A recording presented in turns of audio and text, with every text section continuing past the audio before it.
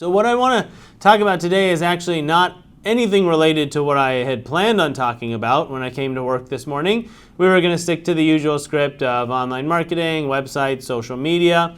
And if you're a client of ours at Dr. Multimedia, hopefully all of those are well handled, or you're thinking about adding on some additional services.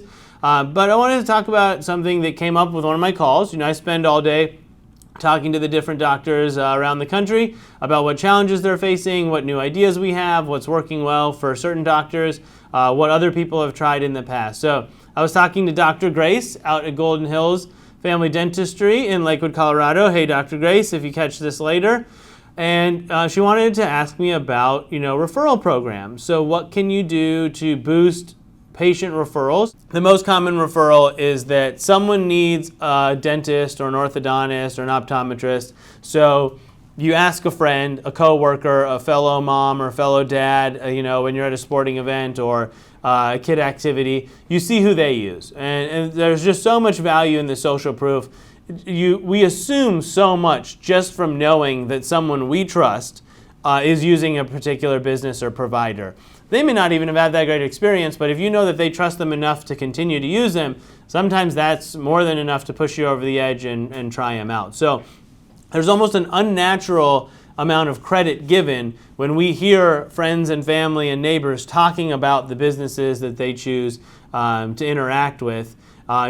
Keeping up with the Joneses is one form of that, where if I hear that Greg and Joe just bought a new Lexus, and they're in my neighborhood, that may then, make me more interested in doing the same to kind of keep up. That's a different style of word of mouth referrals. So, okay, let's rewind it back to the practice. Someone comes through your doors, they have a phenomenal experience.